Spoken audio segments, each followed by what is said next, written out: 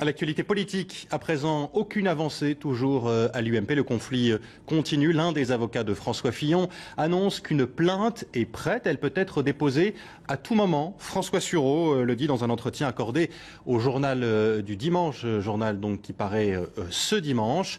Luc Châtel, lui toujours dans le JDD, se dit favorable à une nouvelle élection, mais pas tout de suite. Revoter dans les 15 jours, c'est l'implosion assurée, dit-il.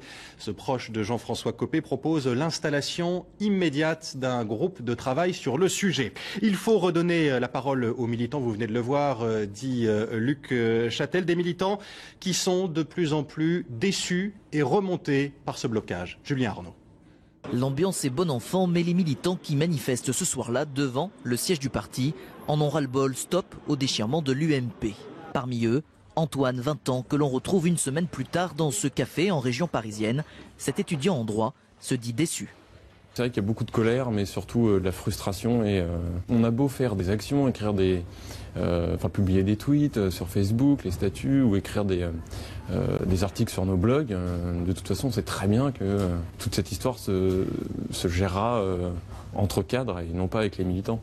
Engagé depuis l'âge de 14 ans. Aujourd'hui, s'il avait en face de lui Jean-François Copé et François Fillon, Antoine les scruterait sans rien dire. Essayez de voir un peu s'ils perçoivent que cette situation est ridicule ou pas. Ou s'ils sont totalement, ils pensent que leur combat est tout à fait légitime. Mais voilà, je resterai vraiment silencieux, quoi. Mais Antoine l'assure, il reste motivé, pas question de déchirer sa carte UMP. Il compte bien repartir en campagne, très bientôt, pour les municipales.